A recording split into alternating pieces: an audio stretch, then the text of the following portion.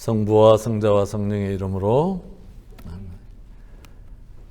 그때 제자들 가운데 하나인 시몬 베드로의 동생 안드레아가 예수님께 말하였다. 여기 보리빵 5개와 물고기 2마리를 가진 아이가 있습니다만 저렇게 많은 사람들에게 이것이 무슨 소용이 있겠습니까? 그러자 예수님께서 사람들을 자리 잡게 하여라 하고 이르셨다. 그곳에는 풀이 많았다. 그리하여 사람들이 자리를 잡았는데 장정만도 그 수가 5,000명쯤 되었다. 예수님께서는 빵을 손에 들고 감사를 드리신 다음 자리를 잡은 이들에게 나누어 주셨다. 물고기도 그렇게 하시어 사람들이 원하는 대로 주셨다. 사랑이신 주님, 저희들 마음을 당신을 향한 갈망으로 채워주시고, 그래서 저희들이 당신께서 원하시는 그 생명의 길을 살아갈 수 있도록 이 시간 함께하여 주시고 축복하여 주소서. 우리 주 그리스도를 통하여 비나이다. 아멘. 성부와 성자와 성령의 이름으로 아멘. 오늘 강의할 내용은 이제 두 번째 책 2부의 첫 번째 빵을 많게 하신 기적에 관한 이야기입니다. 이 빵을 많게 하신 기적의 이야기가 유일하게 기적 중에서 네 복음서에 다 나오는 기적의 이야기이고, 다 나올 뿐만 아니라 마테오복음과 마르코복음에는 각 2번씩 반복되고 있어서 총 6번 빵을 많게 하는 기적의 이야기가 있습니다.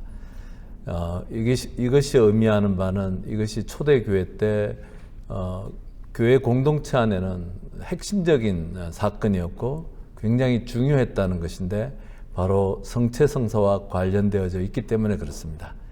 그래서 성체성사, 유카리스티아라고 이렇게 우리가 알려진, 또 미사의 공식 명칭이 유카리스티아로 그렇게 오랫동안 이렇게 불려왔었는데, 그 모든 것의 핵심, 바로 이 빵을 많게 하신 그 기적의 이야기와 연결되어져 있습니다.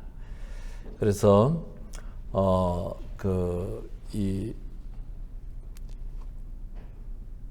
또 공관복음에는 최후의 만찬 때 성체성사, 유카리스티아의 이야기가, 성체성사를 제정하신 이야기가 이렇게 기록되어져 있는데 요한복음에는 없습니다. 대신 성체성사의 참 의미를 알려주는 그 세종례가 들어가 있는 것이죠. 바로 여기 나를 기억하여 이를 행하여라 라고 하셨던 그 참된 의미, 공관복음에서 우리가 미사 때마다 예수님의 이 말씀을 기억하고 다시 반복하고 있는데, 나를 기억하여 이를 행하여라 라고 했을 때 이 행한다는 것, 자기 생명과 자기의 살과 피를 나누는 행위고, 그것을 요한복음 최후의 만찬에서는 세종례로 의미를 설명을 하고 있다라고 한번 그 전에 제가 말씀드린 적이 있습니다. 그래서 빵을 많게 하는 기적의 이야기가 중요하고, 이제 그 빵의 기적에 대해서 보도를 하는 요한복음서와 공관복음서가 약간의 차이점이 있어요. 그것을 송문모 신부님 책에서 이렇게 지적하고 있습니다. 우선은 공관복음서는 이 빵을 많게 한 이 이야기가 어떤 특정한 시기에 이렇게 행해지지 않은 것으로 이렇게 기술되어져 있습니다. 그러니까 그 시기가 그렇게 중요하지 않았던 것이죠. 그런데 요한복음서에서는 파스카 축제가 가까운 때, 즉 이 빵을 많게 하신 이야기를 이 파스카 축제, 즉 해방절, 이스라엘 사람들에게 가장 중요한 명절인 해방절하고 연결시키고 있다라는 것이죠. 이 말은, 해방절은 그 유다인들이 이집트 종살이에서 도망쳐 나오는 것을 기념하는, 그 종살이에서 해방되어진 것을 기념하는, 즉 이 어린 양의 피를 문설주에 발라서 그 피를 바른 유다인들의 집은 하느님의 영이 그냥 건너뛰고 이집트 사람들의 집에 들어가서 그 맞배를 다 치신 그 죽음에서 생명으로 넘어간 사건을 이렇게 의미하는 것이 파스카 축제인데, 예수님께서 이 빵을 많게 하시는 이 이야기를 파스카 축제 때가 가까워진 그 시점에서 연결시켜 주셔서 예수님이 이 파스카 축제를 완성하시는 분으로, 이렇게 참된 해방을 완성하시는 분으로 이렇게 요한복음서는 우리에게 전해주려고 하는 것입니다. 그리고 또 공간복음서에서는 빵을 드시고 찬미의 기도를 들으셨다. 찬미의 기도를 들으셨는데 요한복음서에서는 감사의 기도를 드리신다. 하늘을 우러러 찬미 기도를 들으신 다음 빵을 나누어 주셨다라고 공간복음서에서는 이렇게 하는데, 이 요한복음서에서는 감사의 기도를 들으셨다. 그것이 차이점이 되고, 이것도 감사의 기도, 아까 말씀드렸듯이 유카리스트라는 말이 감사란 뜻입니다. 성체성사와 연결시키려고 요한복음은 그렇게 그 감사의 기도를 드리셨다라고 기록하여 우리에게 전해주는 것이고, 그 다음에 공간복음 마테오, 마르코, 루카에서는 이 빵을 많게 하시고 난 다음에 예수님께서 제자들에게 주시면서 나누어 주라라고 이렇게 말씀하신 데 반해서 요한복음에서는 예수님께서 직접 이렇게 나누어 주신다. 즉 예수님만이 우리에게 참된 생명의 빵, 영원한 생명의 빵을 주시는 분이라는 것을 강조하기 위해서 이렇게 그 요한복음에서는 예수님께서 직접 나누어 주신 분으로 이렇게 기록하고 있습니다. 이 정도 차이점들은 우리 교우분들이 좀 이렇게 기억하셨으면 좋을 것 같아요. 감사기도와 찬미기도, 그리고 파스카 축제 때, 그리고 직접 나누어 주시고 또 제자들을 통해서 나눠주는 이 공간복음과 요한복음에서 이렇게 좀 차이점들, 이 정도는 우리가 좀 기억하고 있어도 좋을 것 같습니다.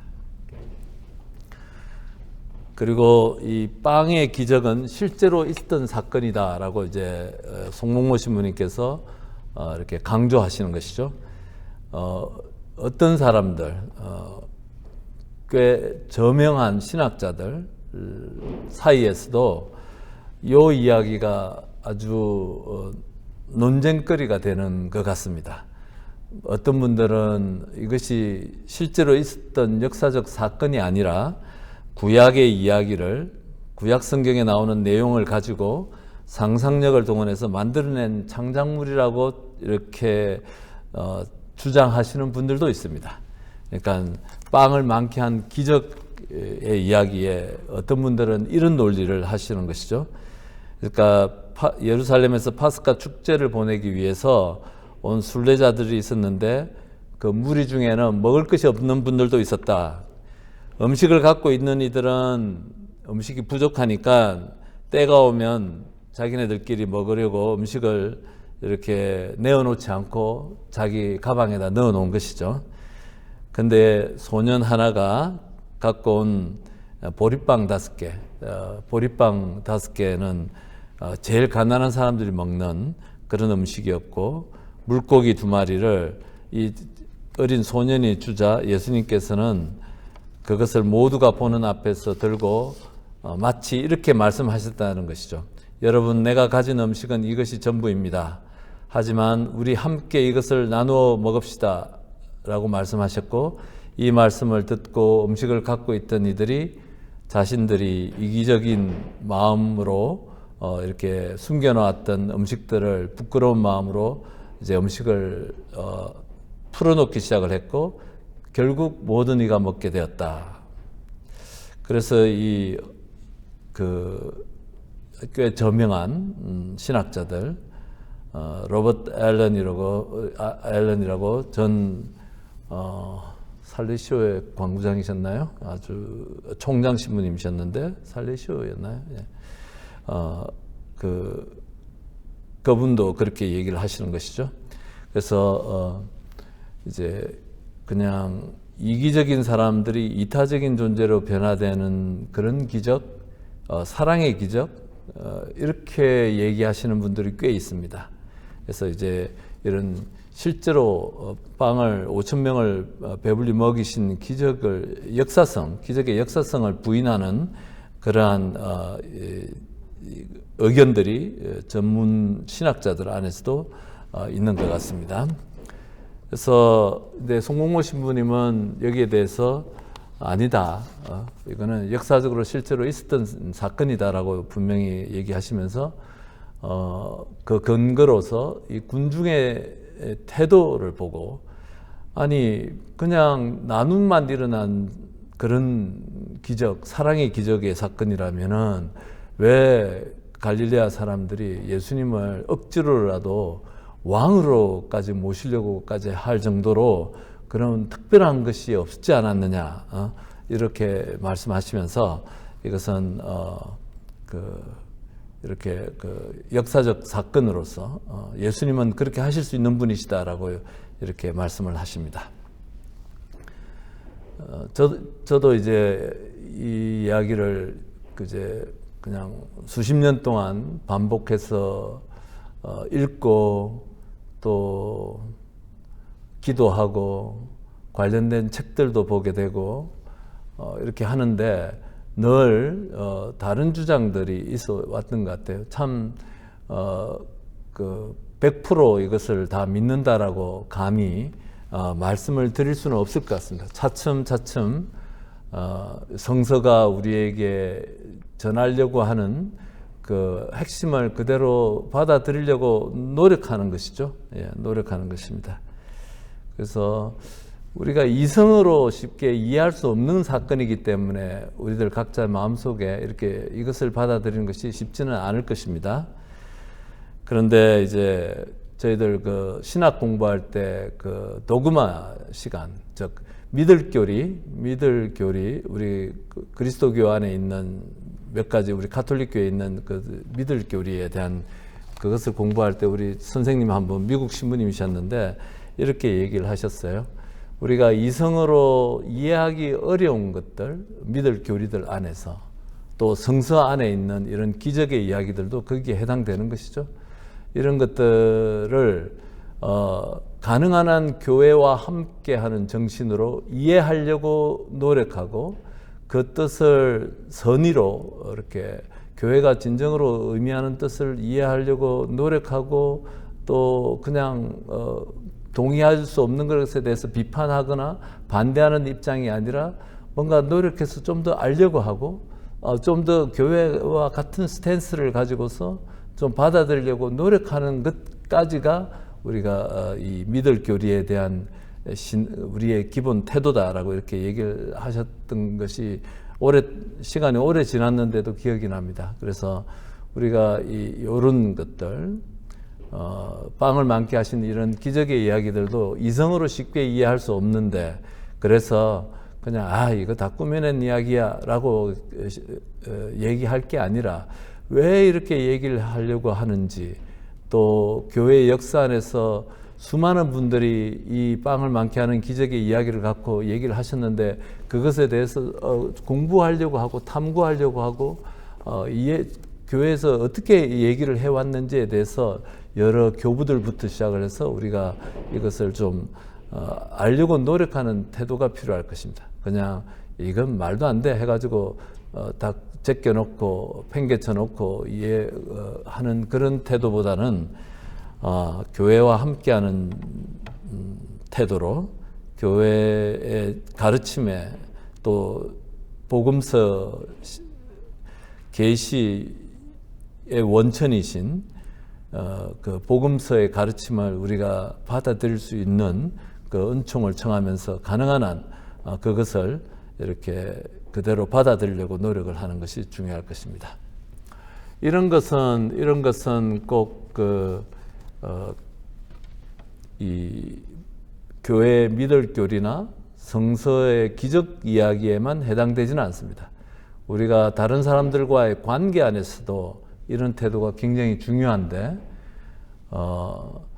영신수련에 보면은 피정 지도자와 피정을 하는 사람들과의 관계에 대해서 이렇게 얘기를 하면서 피정 지도자가 가능한 한 그 피정자의 그 지향들을 판단하거나 단죄하려고 하기보다는 가능한 한 살리려는 쪽으로 마음을 쓰고 힘을 기울여라, 이렇게 얘기를 하시거든요. 그래서 이것이 꼭 피정자와 피정지도자 사이의 그 관계만을 의미하는 것 같지는 않습니다. 우리의 일상 안에서 다른 교우들과의 관계, 또 우리 가족들 안에서도 마찬가지인데, 단죄하거나 판단하거나 내 식으로 이렇게 판단하는 것이 아니라 그 사람이 갖고 있는 좋은 선한 뜻들, 하나님께서 주신 그것이 열매를 맺도록 이렇게 좋게 봐주고 축복해주고 이렇게 하는 것들, 살리려고 마음을 쓰는 것들, 이런 것들이 굉장히 중요한 것 같습니다. 그래서 복음서가 기적을 행한 행위를 우리에게 전해주려고 하는데, 이것이 내가 생각하기에 말이 되니 안 되니를 떠나서 2000년 동안 수많은 분들이 도대체 이 이야기를 어떤 식으로 해석을 해왔고 이해하려고 노력해 왔는지를 우리가 열린 마음으로 노력하고 이해하고 그렇게 하는 태도가 필요하다는 것이죠. 그래서 그냥 이거는 난센스야, 말도 안 돼 라고 해서 제껴놓을 정도로 가벼운 이야기가 아니다는 것이죠. 2000년 동안 수천 명, 어마어마한 많은 사람들이 이것에 감명을 받았고, 또 초대 교회 때 이 빵을 나누는 이 이야기가 박해시대 때 300년 가까이 어두운 시간을 보내면서도 이들의 신앙을 지탱해 준 사건이었는데, 우리가 쉽게 이것을 갖다가 말이 안 되는 이야기다 라고 하는 것이 아니라 이것이 갖고 있는 그 깊은 뜻을 우리가 열린 마음으로 함께 하는 것이 필요하겠습니다. 그래서 이 빵의 기적을 이야기하면서 요한복음은 두 가지를 갖다가 이제 강조를 한다. 하나는 이 모세가 이 이집트 백성들을 이스라엘 백성들을 이집트에서 끌고 나왔다는 말이, 오늘 말이 좀 이상하게 자꾸 그런데, 이스라엘 백성들을 이렇게 이집트에서 이렇게 탈출을 해가지고 그 다음에 하늘에서 내려오는 만나를 이렇게 먹임으로써 이들의 생명을 유지하게 했던 그 이야기를 예수님께서 빵을 많게 하심으로써 뭘 얘기하려고 하냐면, 예수님은 그 모세보다 더 위대한 분이다라는 것을 얘기하려고 하고, 또 하나는 생명의 빵, 예수님이 생명의 빵이시고 성체성사가 예수님만이 우리에게 영원한 생명의 빵을 주시는 분, 곧 성체성사의 원천이시다라는 것을 강조하기 위해서 이 이야기가 6번이나 반복되는 것이다라고 이렇게 지적을 합니다. 그 다음에 많은 군중이 예수님을 따른 이유, 우리가 계속 반복되는 주제가 되겠는데요. 많은 군중이 예수님을 따라 나섰다.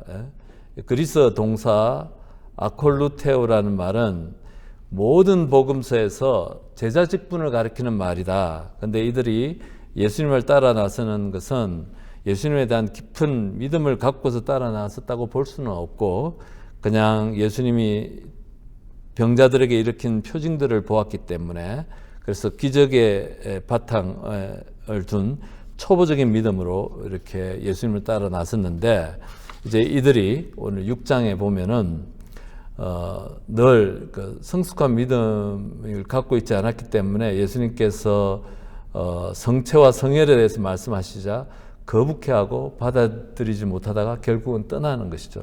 내 살과 피를 받아 마시는 사람은 영원한 생명을 얻고, 이렇게 이제 6장 끝에 이렇게 말씀을 하니까 이렇게 어려웠어요, 어떻게 알아듣거든요 하면서 떠나갑니다. 그래서 다시 한번 계속 반복되는 것이죠. 요한복음에서 반복되는 기적에 기초한 그 신앙에서 예수님의 말씀에 기초한 신앙으로, 예수님에게 기초한 신앙으로, 성숙한 신앙으로 이렇게 변화되기를 바라는 것이죠. 결국은 저는 신앙은 이런 거라고 생각합니다. 우리가 어떻게 내 감정, 내 필요, 나에게 집중하는 이 신앙에서 어떻게 예수님이 전해주시는 그 말씀을 통해서 예수님과 깊은 인격적 관계를 맺음으로써 내 중심적인 삶에서 내 감정에 우선하는 그 신앙에서 또 내 필요에 우선하는 이 신앙에서 그렇게 말씀에 중심을 두고 예수님과 인격적 관계를 맺는 신앙으로 변화되어질 수 있는 것인가?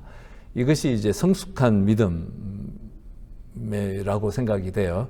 그래서 이 말씀 안에 가톨릭 교회는 고도의 진리 체계를 갖추고 있습니다. 굉장히 2000년 동안 정밀하게 심오하게.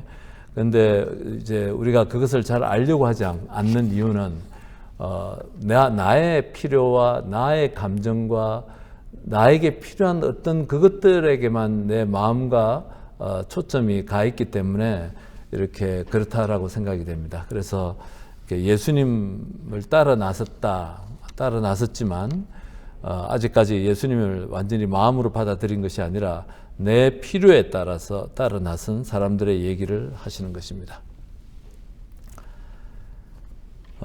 그래서 이제 예수님께서 산에 오르셔서 제자들과 함께 그곳에 있었다. 산에 오르신 까닭은 병자들을 낫게 하신 것을 보고 열광하며 몰려온 군중을 피하기 위해서 가셨다. 그리고 다시 외딴 곳으로 피해 가셨다. 빵의 기적을 경험한 군중들이 강제로라도 예수님을 왕으로 삼으려 하려고 했기 때문에 이렇게 예수님께서 피해 가시는 이야기들을 우리가 이 빵을 많게 하신 그 기적 이야기 안에 끝에 이렇게 우리가 듣게 됩니다. 즉 이 군중들은 예수님을 통해서 자신들의 바람을 채우려고 했다. 그런 뜻이겠죠. 그래서 또 예수님께서 산에 올라가 앉으셨다는 표현은 모세가 관련된 사건을 떠올리게 합니다. 만나를 먹고 나서 모세가 시나이 산에 올라가 하느님과 계약을 체결했던 사건을 연상하게 하는 것이죠. 그래서 예수님께서도 이렇게 산에 올라가셨다는 것이죠.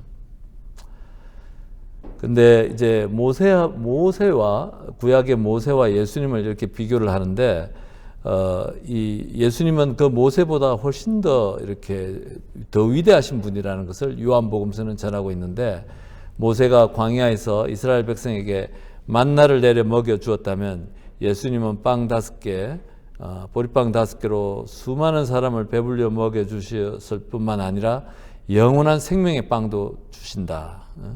또 이집트에서 노예 생활하던 이스라엘 백성을 해방시키는 것이 모세의 역할이었다면 예수님의 사명은 인간을 죄와 노예 생활, 죄의 역사 안에서 죄의 노예 상태에서 인간을 구원하는 구세주로서 이렇게 그려지고 있는 것입니다.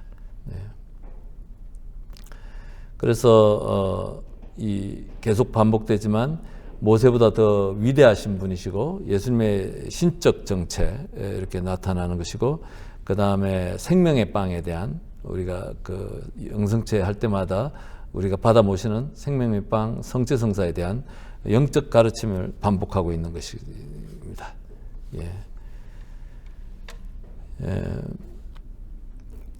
계산적인 그 필립보에 대한 얘기를 하십니다.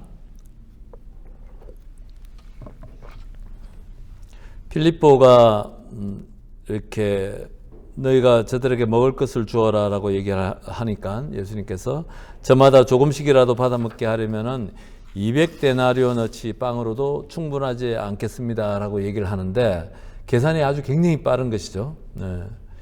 그러니까 뭐 그때 돈으로 해도 엄청 굉장히 큰 돈이고 200데나리온이면 일반 사람들이 200일 동안의 그 일당이죠. 일당. 그러니까 지금 돈으로 송몽우 신부님이 이 책을 쓰실 때 그 돈으로 환산하니까 한국 돈 1,400만 원 정도 된다라고 하니까 지금 더 올랐겠죠.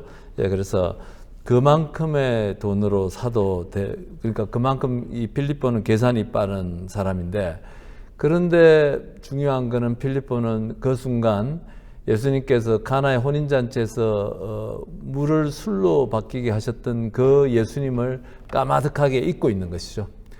인간적인 계산, 인간적인 경험, 이것만 있는 것이죠. 인간적인 지식들, 예수님이 함께 하시는 것들, 예수님이 그 자리에 함께 한다는 것을 잊어버리고 있는 것이죠. 이런 빌립보가 나중에 최후의 만찬 때도 예수님에게 실언을 하면서 예수님에게 꾸지람을 듣습니다. 빌립보가 최후의 만찬 자리에서 아버지를 뵙게 해달라고 청했다가 빌립보야, 내가 이토록 오랫동안 너희와 함께 지냈는데도 너는 나를 모른다는 말이냐? 나를 본 사람은 곧 아버지를 뵌 것이다. 그런데 너는 어찌하여 저희가 아버지를 뵙게 해주십시오 하느냐라고 이렇게 꾸지람을 들었던 제자이기도 합니다. 지적으로 탁월하고 또 아주 뛰어난 분석 능력은 있겠지만 신앙의 눈으로 보는 신앙적 그런 감각, 영적인 감각이 부족한 것이죠. 그래서 이렇게 아직 성숙하지 않은 신앙을 보여주는 필립보를 볼 수 있습니다. 요거와 관련해서 여러분들에게 얘기하고 싶은 것은 제가 좋아하는 이 사도행전에 바오로 사도의 이 영적 식별 능력에 대한 얘기를 이렇게 나누고 싶습니다. 바오로 사도께서 이렇게 16장에 이렇게 됩니다. 성령께서 아시아의 말씀을 전하는 것을 막으셨으므로 그들은 프리기아와 갈라티아 지방을 가로질러 갔다. 여기에 성령께서 막으셨다. 이유는 몰라요. 이유는 몸살에 걸리셨는지 아니면 제자 중에 누가 사고를 쳤는지 무슨 이유인지 모르겠는데 사도행전은 성령께서 막으셨다라고 이렇게 기록하고 있는 겁니다. 이게 영적 감각인 것이죠. 그래서 미시아에 이르러 비타니아로 가서 가려고 하였지만 다시 한번 예수님의 영께서 허락하지 않으셨다. 여기에 대해서도 우리 모릅니다.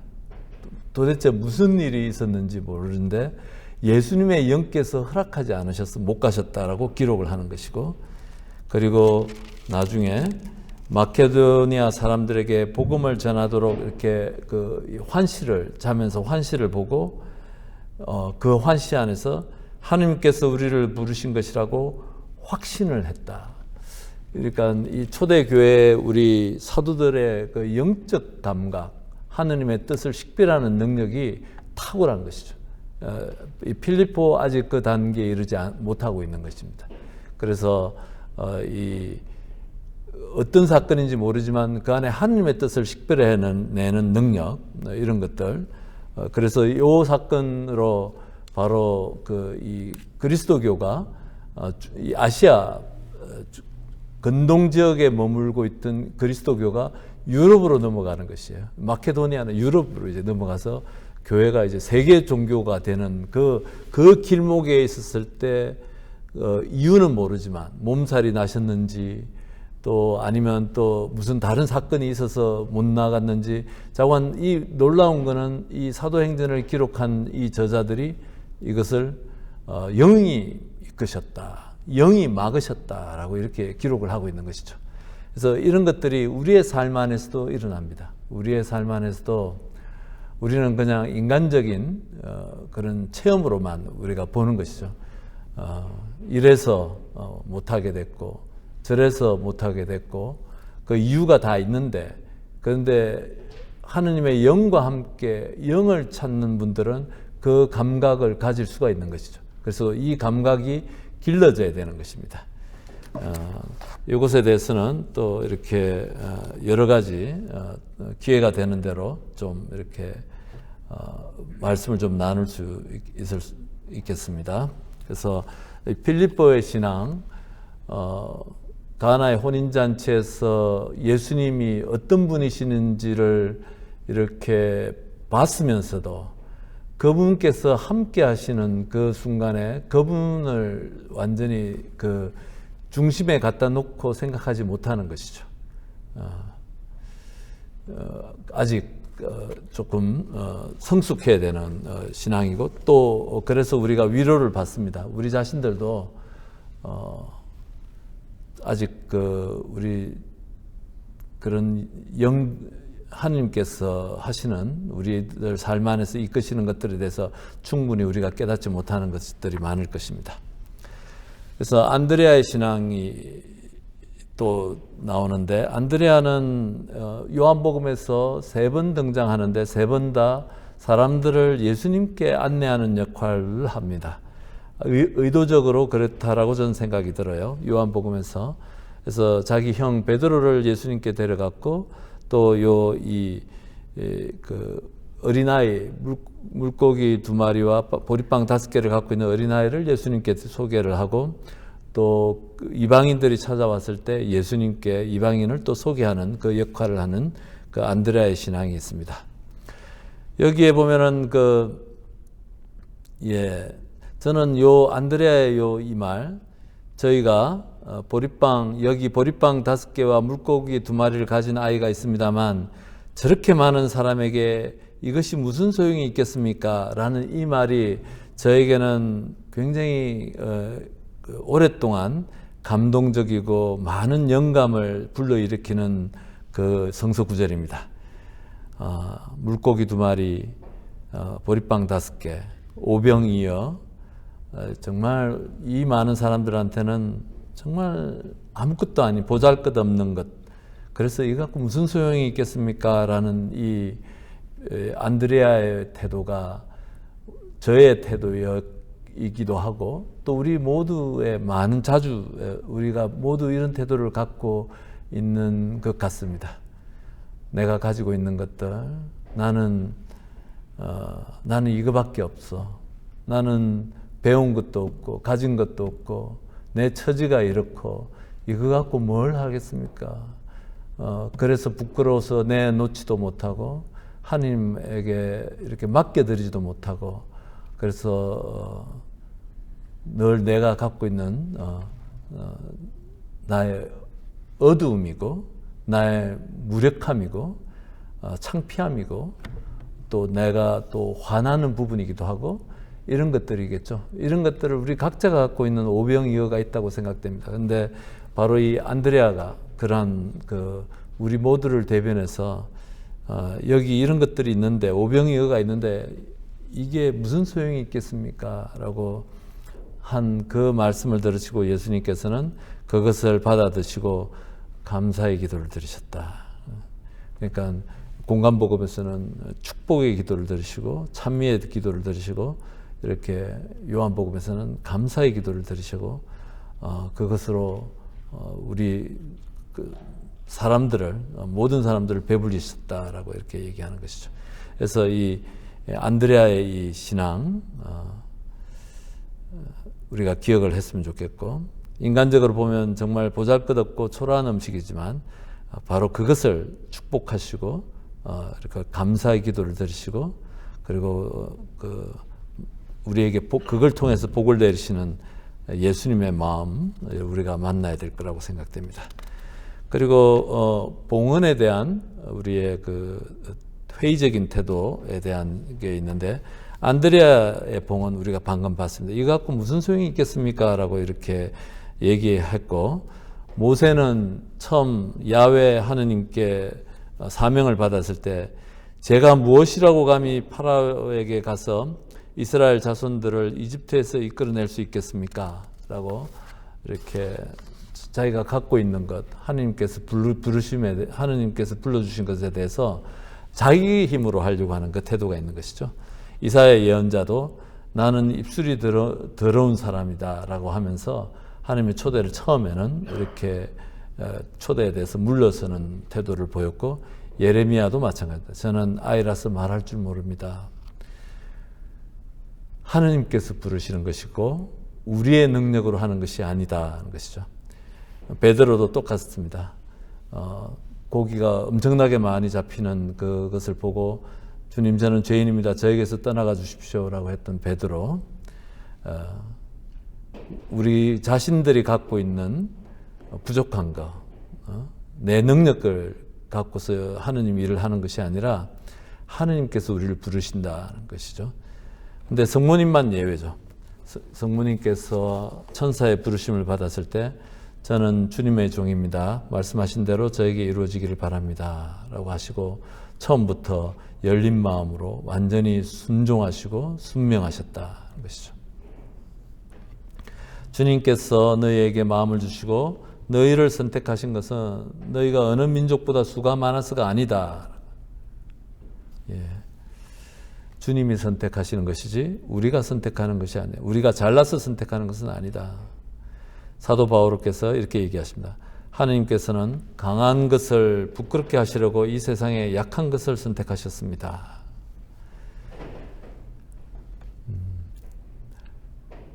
저는 그 예수님의 그 십자가, 순환과 십자가가 굉장히 감동적이고 늘 사순절 때마다 깊은 감동을 받는데, 그 감동을 받는 원인이 어딜까라고 보면은 그 안에 예수님의 순환과 안에 예수님의 약함 안에서 하느님의 사랑이 극대화되면서 드러나는 것 같습니다. 하느님의 사랑이 드러나는 것. 우리가 이 신비를, 우리가 약해질 때, 우리가 약함을 받아들일 때 하느님의 사랑이 드러나는 이 신비를 우리가 배워가는 것이 우리 신앙이라고 생각되는 것입니다. 우리가 약해지는 것을, 내가 강하고 잘나고 많은 일을 해야 되는 것이 아니라 내가 약해지면서 그 약해진 부분을 하느님께서, 하느님의 힘이, 하느님의 사랑이 채우면서 우리 안에서 하느님의 그 사랑이 드러나게 되는 이런 것들이 우리 신앙의 성숙이고 우리가 배워가야 될 신앙의 신비라고 생각이 됩니다. 예. 예, 성체성사의 표징인 빵의 기적. 예. 사람들을 자리 잡게 하여라 라고 하고, 또 성서는 그곳에는 풀이 많았다라고 이렇게 말씀을 하십니다.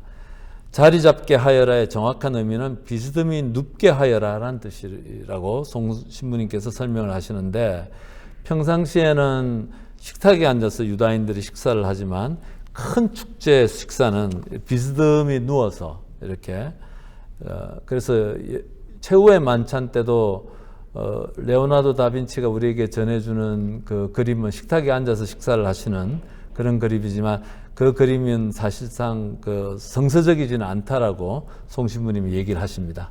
훌륭한 예술적인 가치는 뛰어나지만 성서적인 가치는 그렇지 않았을 것이다. 비스듬히 이렇게 누워서 예수님께서 이렇게 식사를 하셨던 것이고, 그래서 예수님이 큰 잔치에 초대받았을 때는 다 뭐 바리사이파 사람 집에 또 그 식사 그 베타니아의 집에 초대받았을 때 갔을 때 그 동네 여인이 와서 향유를 깨서 예수님 발에다가 향유를 붓고 머릿결로 닦아내는 이런 것들이 아마 비스듬히 예수님께서 누워 계셨기 때문에 그게 가능하셨을 거라고 생각이 들어요. 그게 그들의 풍습이었는데, 성체성사도 바로 성체성사와 빵의 기적을 연결하기 위해서 비스듬히 이렇게 눕게 하여라라는 그 동사를 쓰셨다라고 이렇게 지적을 하시고, 그리고 감사의 기도를 드리고 직접 빵을 나눠 주신 기적의 이유는 바로 예수님만이 생명의 원천이시다. 예수님만이 생명의 빵이시다. 그러니까 제자들을 통해서 공간복음서에서는 이렇게 나눠 주시지만, 여기서 우리 요한복음에서는 예수님께서 직접 나눠주시는데, 그것은 바로 예수님만이 우리의 생명의 권한이시고 우리에게 생명의 빵을 주시는 분, 성체를 주시는 분은 오직 예수님이심을 강조하기 위해서다라고 이렇게 말씀하십니다.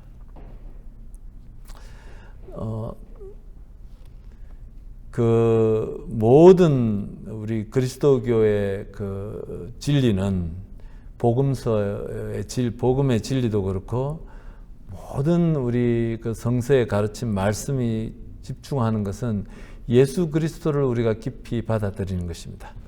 그래서 예수님이 주시는 선물에 머무는 것이 아니라 예수님 자체가 구원이고 영원한 생명이시고, 그래서 요한복음은 하느님과 또 그분께서 보내신 예수 그리스도를 아는 것이 영원한 생명이다라고 이렇게 우리한테 알려주는 것이죠.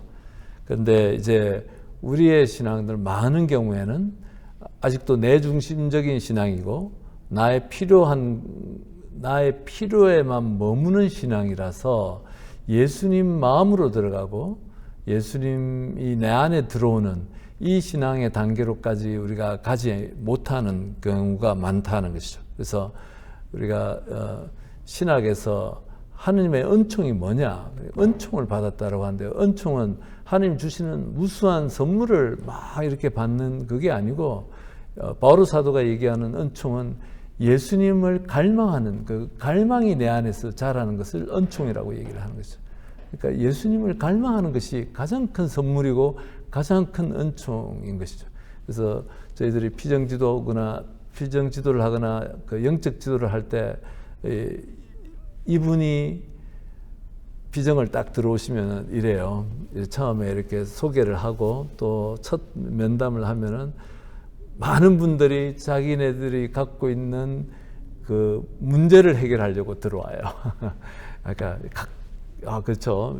귀한 시간이니까 1년에 한 번 뭐 8박 9일도 좋고 4박 5일도 좋은데 1년에 한 번 이렇게 비정을 하니까 단단히 결심을 하고 이번에 가서 이 문제는 꼭 해결하고 와야지 하고 들어오는데 대부분의 영적 지도자는 그걸 보지 않습니다. 큰일 났구나. 딱 그 얘기를 듣는 순간에 큰일 났구나. 이 피정이 잘 안 되겠구나. 이렇게 걱정이 들어요. 뭘 보냐면 이분이 예수님에 대한 갈망이 얼마나 큰가, 그거를 보는 거죠. 순수하게 예수님에 대한 갈망의 크기를 보는 것이지, 내가 와서 신부님 와서 이런 문제를 가져와가지고 기도 실컷 하고 가서 꼭 여기에 대한 답을 얻고 가야 되겠습니다. 이렇게 하시는 분들은 그 답을 제대로 잘 못 얻고 가실 겁니다. 예. 그래서 그런 비정자들을 그것을 내려놓게 하고 예수님께 집중하도록 하고 예수님을 갈망하게끔 하면서 의외로 자기네들이 가졌던 문제까지 해결되는 것을 많이 봅니다. 그러니까 예수님을 보면은 예수님께서 우리 안에서 말씀을 하시기 시작을 하시는 것이죠. 근데 이제 예수님에게 집중하지 않고 내 필요에만 이렇게 머물다가 가면은 많은 경우에 아주 건조한 피정이 되는 걸 많이 봤는데, 그것이 꼭 피정뿐만이 아니라 우리의 신앙생활 전체 방향도 그렇다는 거죠. 방향도 내 필요한 거, 내가 좋아하는 거, 뭐 이런 것들. 근데 예수님을 더 알려고 하고 예수님에 대한 갈망이 자라나는 것들에 대해서는 내가 소홀히 하면서 우리 신앙이 이렇게 깊이 뿌리를 내리지 못하는 것들을 너무 자주 보게 됩니다. 그래서 예수님이 생명의 원천이시고 사랑의 원천이신데 이 원천에 가까이 하지 않았을 때 우리는 그 하나님께서 주시는 그 은총을 받을 수 없다는 것이죠. 그 12강주리 얘기를 하세요. 12강주리가 남았는데 이것은 확연하게 이스라엘 12지파를 얘기하는 것이죠. 그리고 이 12지파 안에는 이방인까지 포함하는, 그러니까 예수님 시대 때는 이스라엘의 12지파가 거의 다 무너지고 존재하지 않았습니다. 3개 지파밖에 남지 않아서 12지파를 재건하는 것은 이스라엘 사람들한테는 꿈이었습니다. 그 커다란 이상이고 꿈이었고, 그래서 이 12지파를 통해서 12강주리 12지파를 통해서 얘기하는 것은 하느님 큰 백성을 이룬다는 그 이야기죠.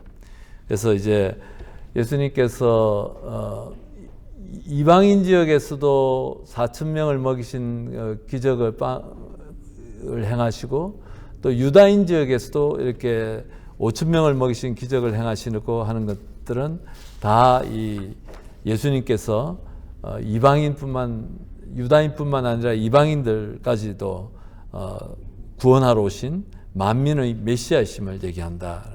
그런 뜻입니다. 그리고 이제 강제로라도 예수님을 왕으로 모시려고 하는 군중을 피해서 예수님께서 이렇게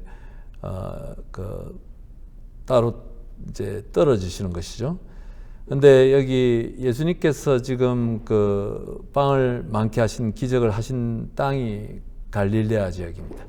이 갈릴레아 사람들은 예수님 전후로 한 100년 가까이, 제가 알고 있기로 100년 가까이 모든 그런 혁명, 폭동, 이런 무장 봉기들의 100% 갈릴레아에서 벌어졌습니다.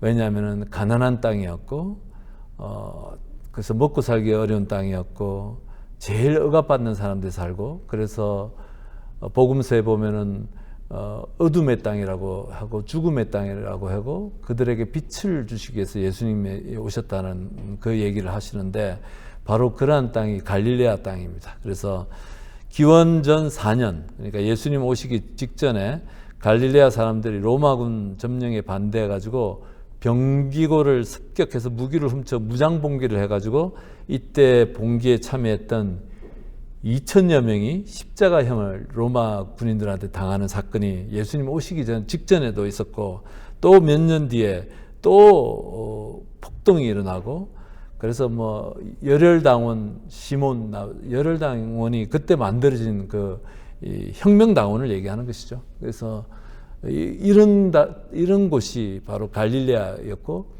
근데 이 사람들이 그 5,000명, 장정만도 5,000명이나 되는 그 빵을 먹이시는 모세와 같은 그런 예언자를 보니까 왕으로라도 억지로 왕으로 모시려고 했다는 것이죠.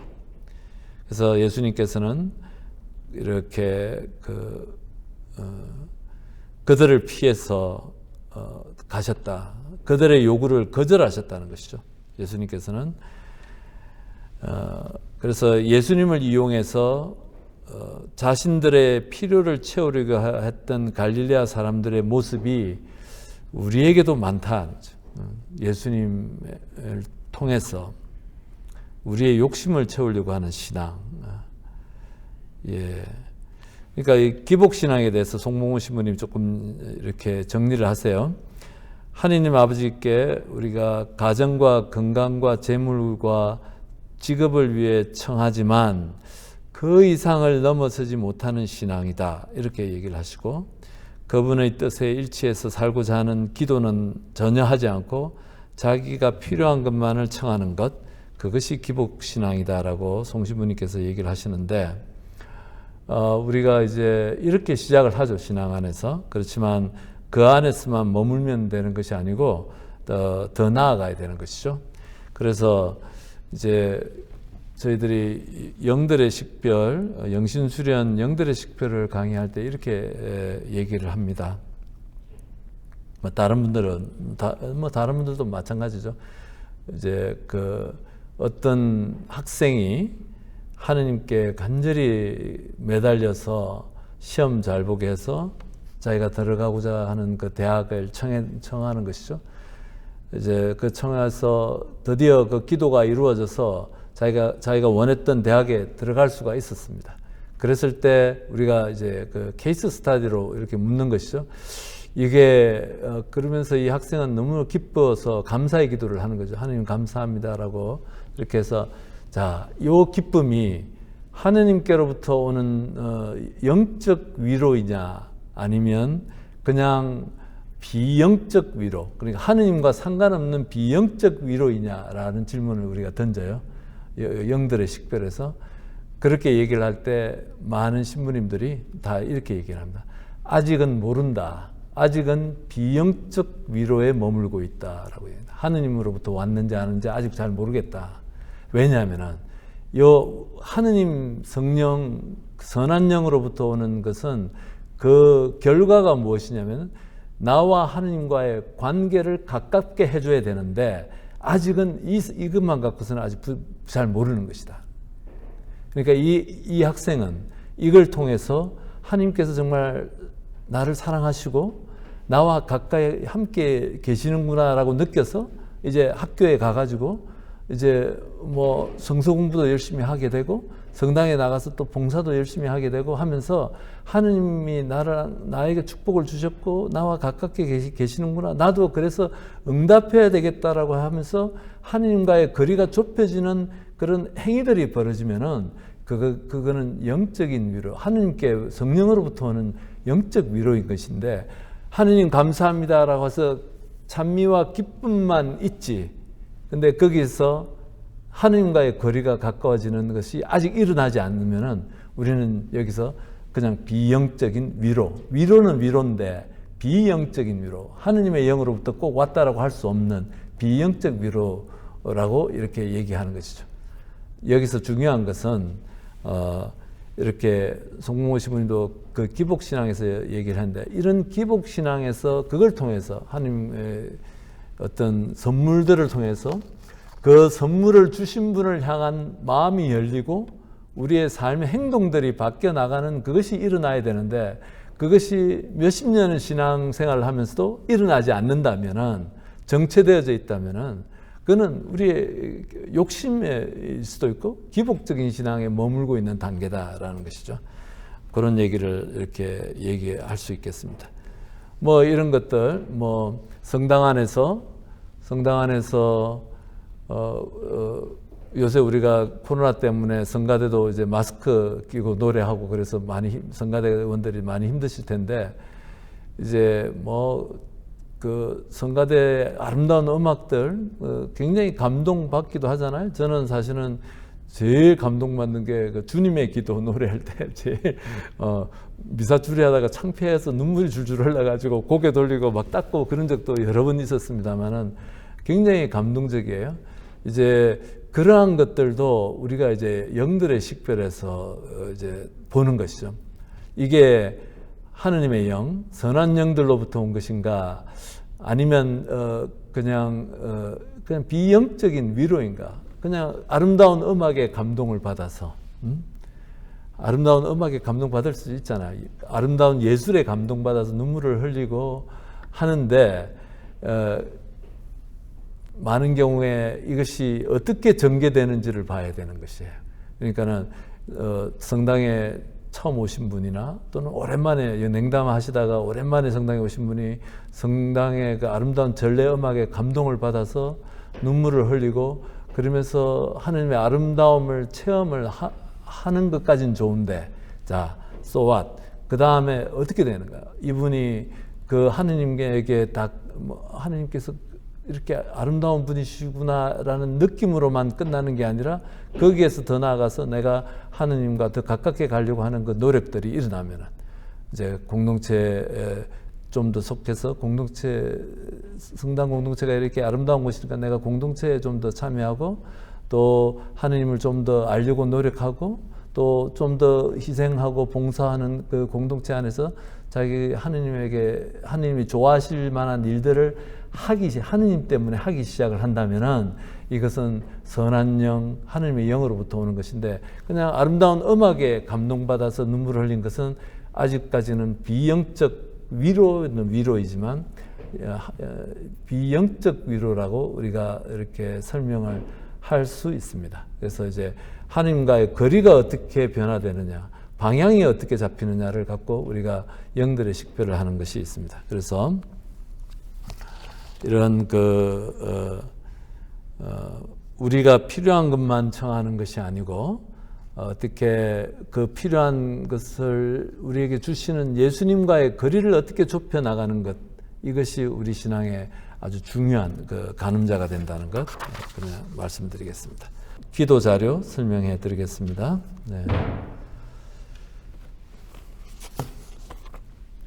네, 첫 번째 기도는 저 사람들이 먹을 빵을 우리가 어디에서 살 수 있겠느냐. 예수님께서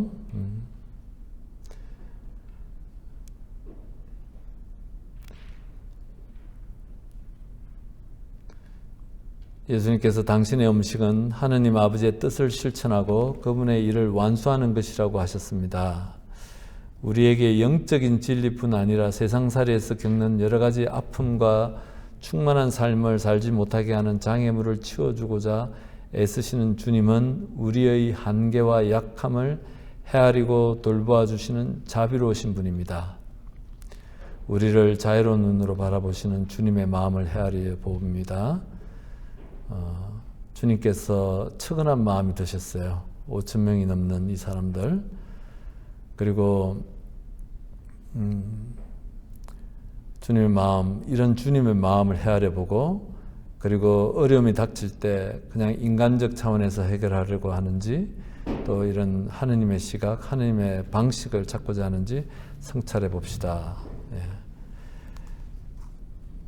예, 첫 번째 기도, 이렇게 요한복음 6장 1절에서 15절을 쭉 전체를 갖고서 이렇게 그 안에서 두 개의 포인트를 잡아서, 하나는 예수님의 마음을 조금 헤아려 보시는 것이고, 예, 또 우리가 얼마나 어려움이 닥칠 때 그냥 인간적인 차원에서 해결하려고 하는지, 아니면 하느님의 시각, 하느님의 방식을 찾고자 하는지 성찰해 보는 것까지 포함되겠습니다. 두 번째 기도는 저렇게 많은 사람에게 이것이 무슨 소용이 있겠습니까? 안드레아의 말입니다. 중요한 것은 주님께 맡겨드리는 것입니다. 내가 가진 작은 것이라도 정성껏 하느님께 맡겨드리는 것입니다. 우리는 다른 사람이 가진 것을 보고서 내가 가진 오병이어가 하잘것없다고 생각해서 그것을 주님께 맡겨드리지 못하고 내어놓지 못하고 감사하지 못하는 것이죠. 그런데 주님께서는 그것을 받아드시고 감사의 기도를 들으시고 또 복을 내리십니다. 이런 주님의 마음을 헤아리면서 우리 각자가 가지고 있는 오병이어가 무엇인지 이렇게 살펴보고, 우리가 이 오병이어를 발견하고 꺼내놓고 감사하는 삶을 살도록 노력을 해봅시다. 예, 그렇게 하도록 하겠습니다. 자, 좋은 저녁 되시고 미사 때 뵙도록 하겠습니다. 영광이 성부와 성자와 성령께, 성부와 성자와 성령의 이름으로 아멘.